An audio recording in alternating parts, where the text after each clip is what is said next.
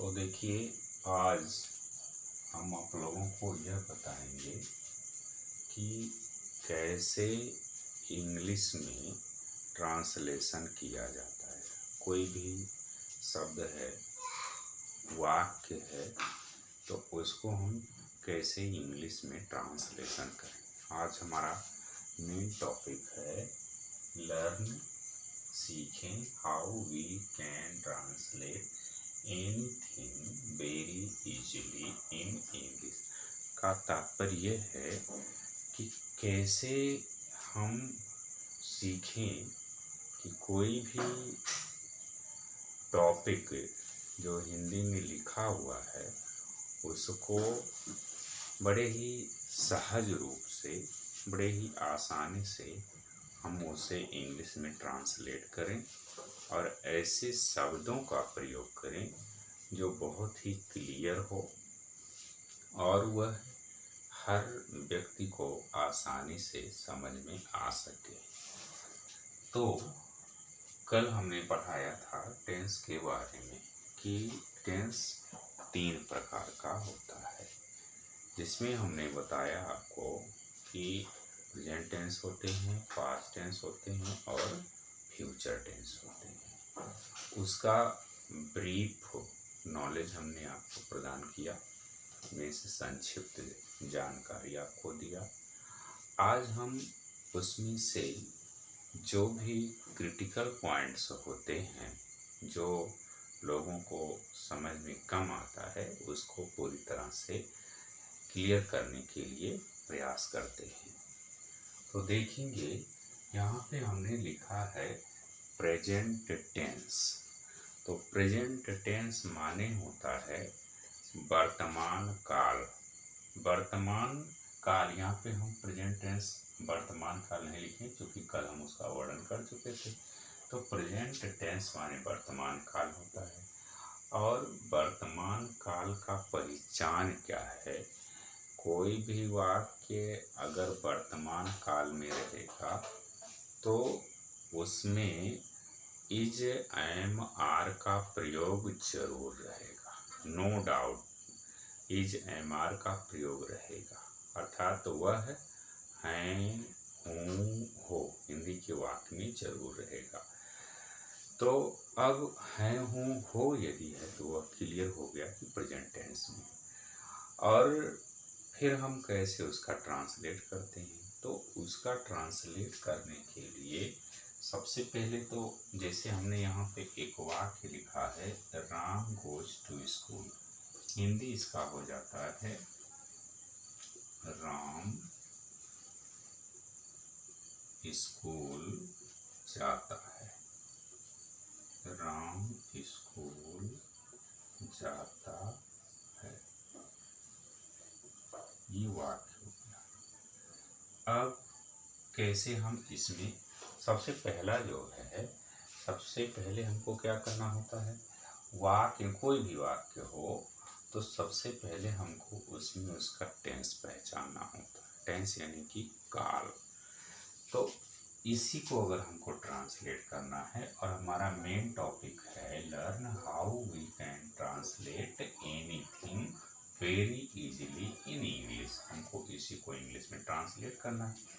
तो कौन कौन से ऐसे ट्रिक हैं जो यदि हम जान जाएं तो ट्रांसलेशन को हम छू मंतर कर सकते हैं, मतलब बड़े ही आसानी से सॉल्व कर सकते हैं। तो देखेंगे, हमको अगर ट्रांसलेशन करना है और हमको सबसे पहले टेंस की जानकारी लेना है तो वाक्य के अंत में हम चले जाएंगे।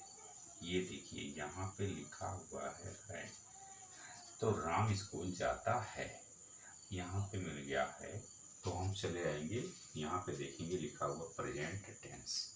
प्रेजेंट टेंस का पहचान क्या है कि प्रेजेंट टेंस के वाक्य यदि होंगे तो उसमें हैं, हूँ, हो जरूर मिलेगा। और टेंस हमको किसी भी वाक्य में हमको टेंस मिलेगा कहाँ? हम एंड में चले जाएंगे। तो यहाँ पे हमको मिल गया है, तो एकदम क्लियर हो गया कि प्रेजेंट टेंस में है। और ऐसा कोई वाक्य ही नहीं है जहाँ पे हैं, हूँ, हो ना आए और वह प्रेजेंट टेंस हो। तो हैं आ गया। इसमें हम देखेंगे सिंबल में हमने लिख दिया है कि हैं हूँ हो, तो हैं हूँ हो में से एक मिल गया। तो ये हो गया क्लियर कि यह हमारा वाक्य है प्रेजेंट टेंस में। यहाँ पे हम प्रेजेंट की चर्चा ही कर रहे हैं। फिर जब हम प्रेजेंट टेंस को चार भागों में, चार भेदों में जब हम इसको बांटते हैं, तो सबसे फर्स्ट ऑफ ऑल आप जो आता है वह है प्रेजेंट का इनडिफिनिट। तो प्रेजेंट का जो इनडिफिनिट टेंस है उसमें निश्चित रूप से आपको मिलेंगे ता, ती, ते। अब मात्र ता, ती, ते से तो काम नहीं चलने वाला है। हम पढ़ा रहे हैं प्रेजेंट टेंस, तो जब ता, ती, ते है तो मात्र ता, ती, ते नहीं रहेगा, बल्कि इसी के साथ जुड़ेगा ता है, ती है, ते हैं, ता हूँ, ते हो। ये इससे जुड़ता रहेगा। मतलब ये चारों जो हैं ये कहीं न कहीं इनसे जुड़ेंगे। तो अब यहाँ पे हम देखते हैं लिखा हुआ है राम स्कूल जाता है। यहाँ पे है प्रेजेंट का ये इंडिफिनिट है। प्रेजेंट के इंडिफिनिट में ता और ती है। पहले तो इंडिफिनिट में ता और ती है, फिर प्रेजेंट जोड़ देंगे तो ता है, ती है, ते हैं, ता हूँ। तो ये आपका पता चल गया कि यह पहली बात कि यह प्रेजेंट में है और दूसरी बात यह हो गया इंडिफिनिट में है। प्रेजेंट के इंडिफिनिट टेंस में है, अर्थात हमारा क्या क्लियर हो गया, हमारा टेंस क्लियर हो गया, काल क्लियर हो गया। तो जैसे ही हमारा काल क्लियर हो जाता है, समय क्लियर हो जाता है, तो उसके बाद हम उस वाक्य को ट्रांसलेट आसानी से कर सकते हैं, अनुवाद कर सकते हैं। तो काल क्लियर होने के बाद जो सबसे क्रिटिकल पॉइंट आता है बच्चों के लिए, वह आता है कि वाक्य में कौन सा वर्ड अर्थात कौन सा शब्द जो है वह सब्जेक्ट है, कौन सा वर्ड वर्ब है और कौन सा वर्ड ऑब्जेक्ट है। तो इसके लिए हमने यहाँ पे वो कर दिया है subject, how we got subject in any word. किसी भी सेंटेंस में हम कैसे नाउन को प्राप्त करें, संज्ञा को प्राप्त करें, सब्जेक्ट को प्राप्त करें, कर्ता को प्राप्त करें। तो इसके लिए उपाय है कि जब हम वर्ब से, अब वर्ब हमको सबसे पहले जानना है कि जब हम वर्ब से प्रश्न करें क्या लगा करके, तब हमको सब्जेक्ट पता चलता है। फिर प्रश्न यह उठता है कि भाई हमको वर्ब पता हो तब तो हम लगाएं क्या। तो उसके लिए अगर आपको वर्ब पता करना है तो उसके लिए भी प्रश्न है, यहाँ पे वर्ब और यहाँ पे साइन ऑफ क्वेश्चन मार्क कर दिए हैं, मतलब कि तो यहाँ पे समस्या है कि भाई हमको कर्ता पता करना है। तो कर्ता पता करना है तो ये है कि हम क्रिया से क्या लगाएं, कौन लगाएं और किसको लगाएं, तो हमको कर्ता पता चलेगा। लेकिन हमको तब ये हमारे सामने प्रश्न आता है कि उस वाक्य में क्रिया कौन है। तो क्रिया जानने के लिए हमको क्या करना पड़ता है कि कर्ता से क्या लगाना पड़ता है, यानी कि कर्ता जो है वो क्या करता है, तो हमको पता चलेगा क्रिया। और क्रिया से जब हम पूछेंगे व्हाट, हु, हुज, हुम, तो हमको पता चल जाएगा कर्ता। जैसे कर्ता का अच्छा दूसरा एक और तरीका है कि जो कर्ता होता है वह मुख्य रूप से या खास करके स्टार्टिंग में होता है और जो क्रिया होता है वो लास्ट में होता है। जैसे इस वाक्य में हम देखेंगे लिखा हुआ है राम स्कूल जाता है, तो लास्ट में है, ये हमको टेंस बता दिया और इसके थोड़ा सा भी हो रहा है तो यहाँ पे आ गया जाता, तो यह तो वर्ब हो जाता है। लेकिन ये कह रहे हैं कि कर्ता हमको पता करना है। तो जाता, जाता जो है ये जाना जो है, इसी से हमको प्रश्न करना है। यहाँ पे लिखा हुआ वर्ब और यहाँ लिखा हुआ सब्जेक्ट, और सब्जेक्ट से पूछना है लगा करके व्हाट, मतलब है यहाँ पे लिखा हुआ है राम। तो राम के पहले हम लिख देंगे क्या, तो राम क्या करता है। तो जैसे ही हम लगाएंगे यहाँ पे व्हाट, तो राम क्या करता है, तो पता चल जाता है राम स्कूल जाता है। तो यह वर्ब हो गया। अब दूसरा प्रश्न है, यहाँ पे हमको वर्ब पता चल गया। दूसरा प्रश्न है कि जब हम क्रिया से क्या लगाते हैं, क्रिया से कौन लगाते हैं, क्रिया से किसने लगाते हैं, तो हमको पता चलता है सब्जेक्ट। अब यही जाता लिखा हुआ है जाना, तो यदि हम इसी से इसी के पहले लगा दें कौन, तो यदि हम यहाँ पे लिख देते हैं कौन, तो ये जाता लिखा हुआ है, तो कौन जाता है, तो हमको आंसर मिल जाएगा कि राम जाता है। तो अब क्या हो गया, अब यहाँ पे क्लियर हो गया कर्ता और क्रिया। तो ट्रांसलेशन करने के लिए हमको कर्ता की आवश्यकता होती है, क्रिया की आवश्यकता होती है और कर्म की आवश्यकता होती है। तो हमको कर्ता भी मिल गया, क्रिया भी मिल गया और उसके बाद कर्म हो गया। तो ट्रांसलेशन लिख देंगे हम। जब हम हिंदी में लिखते हैं तो सबसे पहले हम लिखते हैं कर्ता और उसके बाद लिखते हैं कर्म यानी कि ऑब्जेक्ट और उसके बाद लिखते हैं वर्ब। तो यहाँ देखेंगे सबसे पहले कर्ता है, यहाँ उसके बाद कर्म है और यहाँ पे वर्ब है, यानी कि हो गया सब्जेक्ट, ऑब्जेक्ट और वर्ब। हिंदी इसका हो जाता है कर्ता, उसके बाद कर्म और उसके बाद क्रिया। ये हिंदी के वाक्य का नियम है। और जब हम इंग्लिश में चलते हैं तो इंग्लिश में क्या हो जाता है, इंग्लिश में हम सबसे पहले लिखते हैं सब्जेक्ट, उसके बाद लिखते हैं वर्ब और उसके बाद लिख देते हैं ऑब्जेक्ट। तो इसमें देखेंगे सबसे पहले कर्ता हो गया, उसके बाद क्रिया हो गया और उसके बाद फिर कर्म हो गया। तो यह है नियम ट्रांसलेशन करने का।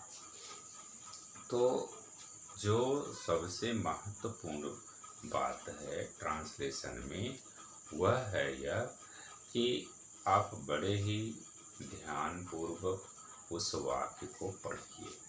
उसके बाद यह देखिए कि जो आपका स्टोरी है, जो आपका अनुवाद है, उसके जो प्रत्येक वाक्य हैं वह कौन से टेंस में दिए गए हैं।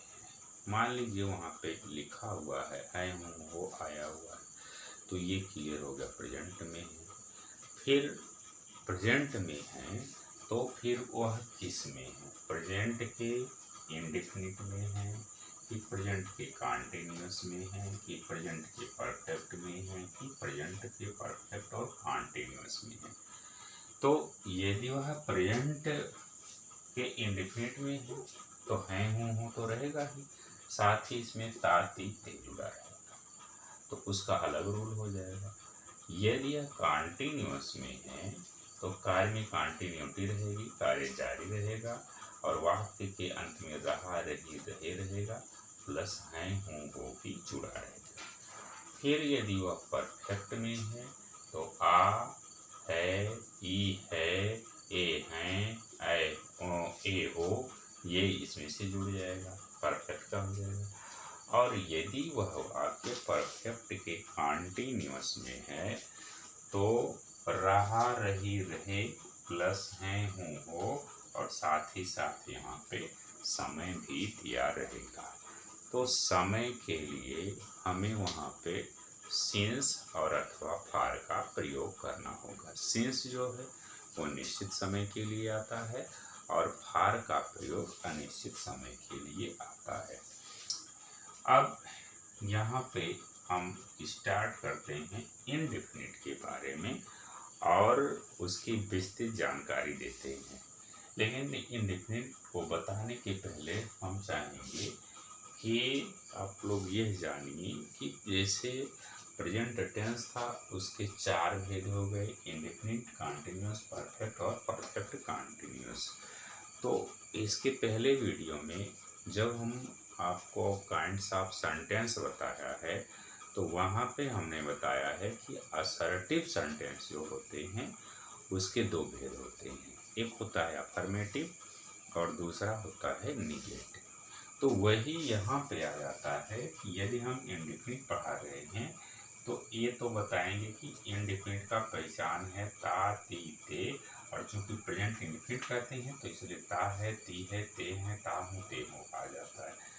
फिर प्रश्न यह उठता है कि अगर यह प्रेजेंट इंडेफिनिट है, प्रेजेंट तो ही है, इंडेफिनिट है, तो यदि कोई आपसे पूछता है what is defined of indefinite, मतलब इंडेफिनिट की परिभाषा क्या होती है, तो हम सभी लोग जानते हैं कि डिफिनिट माने निश्चित होता है तो इंडेफिनिट माने अनिश्चित होता है।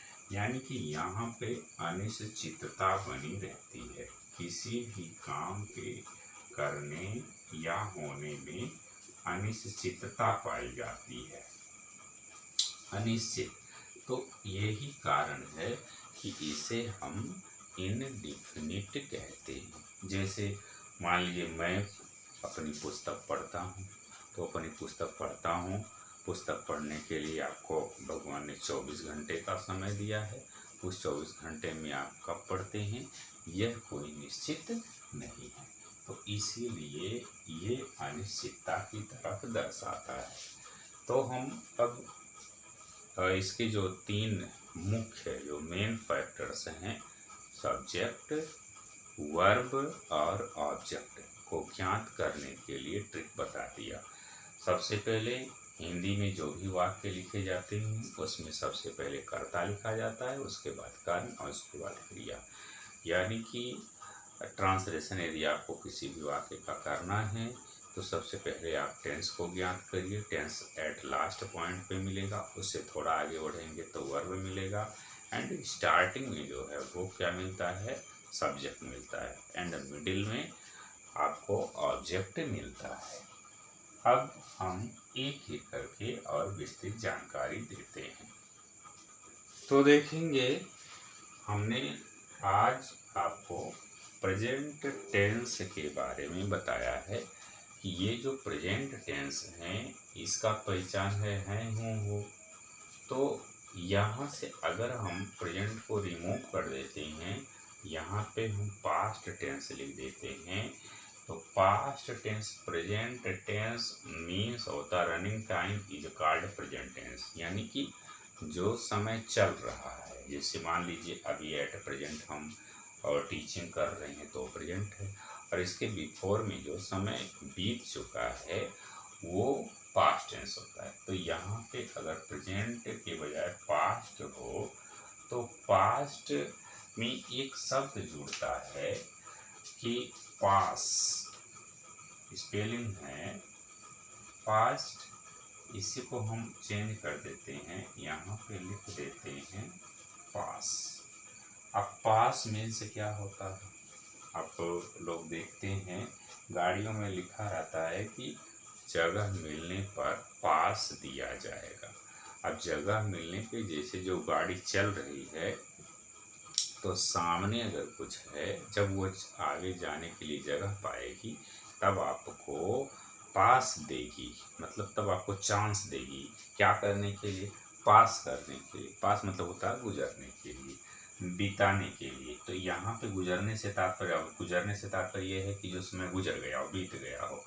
तो past time is called past tense, अर्थात जो समय बीत चुका है उसी को पास्ट टेंस कहते हैं। तो ये प्रेजेंट टेंस था, तो प्रेजेंट टेंस जब है यह है तो हैं हूँ हो आ गया, और जैसे ही यहाँ पे पास्ट टेंस लिखा जाएगा तो पास्ट टाइम जो होता है, past time is called past tense.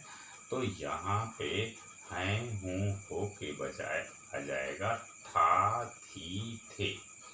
जैसे हम पढ़ रहे थे, लेकिन प्रेजेंट टाइम में क्या कर रहे हैं, पढ़ा रहे हैं।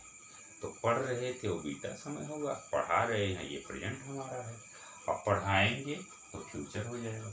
तो पास्ट टेंस में वाक्य के अंत में था, थी, थे आएगा। जैसे प्रेजेंट टेंस में है हैं, हूँ, हो आ रहा है, ठीक उसी तरह से पास्ट टेंस में था, थी, थे आएगा। और क्या होगा, और जैसे ही प्रेजेंट टेंस के इंडेफिनिट कंटीन्यूअस परफेक्ट और परफेक्ट कंटीन्यूअस हैं, ठीक उसी तरह से पास्ट टेंस के भी इंडेफिनिट कंटीन्यूअस परफेक्ट और परफेक्ट कंटीन्यूअस होंगे। फिर इसके आगे हम देखेंगे तो फ्यूचर टेंस आएगा। फ्यूचर टेंस में क्या होता है, फ्यूचर टेंस मीन्स होता है भविष्य। जैसे प्रेजेंट माने वर्तमान हो गया, वर्तमान काल, पास्ट भूतकाल, और फिर फ्यूचर मीन्स होता है भविष्य काल। तो भविष्य काल में यहाँ पे आ जाएगा गा, घी, के। फिर उसके भी 4 डिवाइडेशन होते हैं, इंडेफिनिट, कॉन्टिन्यूअस, परफेक्ट और परफेक्ट कॉन्टिन्यूअस।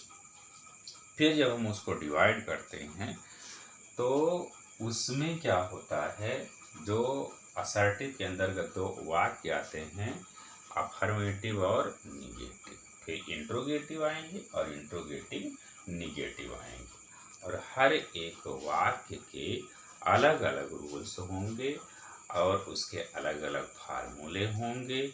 उसमें कुछ एक्सेप्शन भी आएंगे, मतलब होता है एक्सेप्शन मीन्स होता है अपवाद। कहीं पे नियम लागू होता है, कहीं पे नियम नहीं लागू होता है, तो उसका अपवाद भी होता है।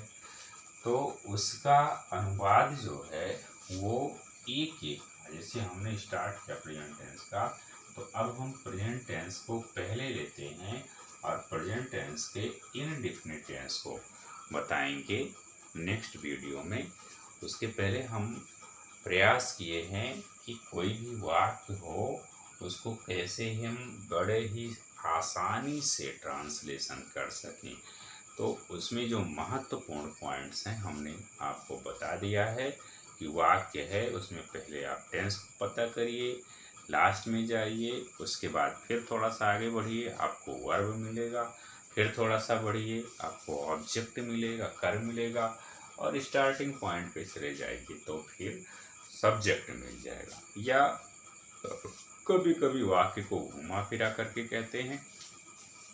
तो भी जो भी पॉइंट्स हम बताए हैं, यदि आप उसका प्रयोग करते हैं तो आपको ट्रांसलेशन करने में बहुत ही आसानी होगा। लेकिन इसके जो तीनों, जैसे मेन हेडिंग था टेंस, टेंस मीन्स हो गया काल, फिर हमने उसको डिवाइड किया 3 पार्ट में, तो बन गया प्रेजेंट, पास्ट, फ्यूचर। फिर हमने उसको डिवाइड किया उस 4 भेद में, 4 प्रकार के, यानी कि इंडेफिनिट, कॉन्टिन्यूअस, परफेक्ट और परफेक्ट कॉन्टिन्यूअस। फिर हम 1 के 4 कर दिए, तो एक इंडेफिनिट का अफर्मेटिव, नेगेटिव, इंट्रोगेटिव और इंट्रोगेटिव निगेटिव, ये 4 हुए। चारों के अलग अलग फार्मूले होंगे, उसको हम नेक्स्ट वीडियो में बना करके और स्पष्ट रूप से एकदम इजीली वे में समझाएंगे। और यदि अभी भी यहाँ पे किसी भी वर्ड को लेकर के मन में किसी प्रकार का संदेह है, शंका है, कठिनाई है, तो आप हमारे वीडियो को देखते हुए और उसमें कमेंट करके ज़रूर बताइए, ताकि हम अगले वीडियो में आपके जो भी सवाल हैं, जो भी संदेह हैं, जो भी कठिनाइयाँ हैं, जो भी शंका हैं, उसको पूरी तरह से ख़त्म कर दें। और जिससे आप यूपी बोर्ड में, जो भी बच्चे यूपी बोर्ड की तैयारी कर रहे हैं, मतलब क्लास 10th की तैयारी कर रहे हैं, उनके लिए काफ़ी इजी हो जाएगा। जो 9th में हैं या फिर जो फर्स्ट ईयर में हैं या फिर सेकेंड ईयर में हैं, उन सभी लोगों के लिए ट्रांसलेशन करना बहुत ही आसानी हो जाए। और एक चीज़ और मैं कहना चाहूँगा कि यदि कोई भी बच्चा, चाहे वो 9th का हो, 8th का हो, 6th का हो, 7th का हो या फिर 12th का हो, किसी भी क्लास का हो, यदि हमारे चैनल को जो भी हम स्टार्ट किए हैं ट्रांसलेशन को कंटिन्यू पढ़ेगा, बिना किसी भी प्रकार के रुके हुए, गैपिंग किए हुए, तो मैं 110% दावा करता हूँ कि ट्रांसलेशन को करने में उसे किसी भी प्रकार की समस्या नहीं होगी। लेकिन शर्त ये है कि जितने भी ट्रांसलेशन से रिलेटेड वीडियो बन रहे हैं उन सभी को यदि देखेंगे तो, क्योंकि ट्रांसलेशन का मात्र एक ही नियम नहीं है जिससे आप हर चीज़ों की अभिव्यक्ति आसानी से कर सकते हैं, क्योंकि ये अफर्मेटिव, निगेटिव, इंट्रोगेटिव के अलावा भी कई प्रकार के वाक्य आते हैं जिसको यदि आप हमारे वीडियो को देखेंगे तो निश्चित रूप से उसका एक्सप्लेन, उसका एक्सप्रेशन और टॉकिंग, ये सब आप सुधार करके और एक बेहतर भविष्य को प्राप्त कर सकते हैं। तो आपको हम एक बार पुनः कहेंगे कि आप हमारे चैनल से जुड़िए और उसको लाइक करिए, सब्सक्राइब करिए, और यदि अच्छी तरह से वो समझ में आ रहा है तो अपने मित्रों में भी शेयर करना ना भूलें।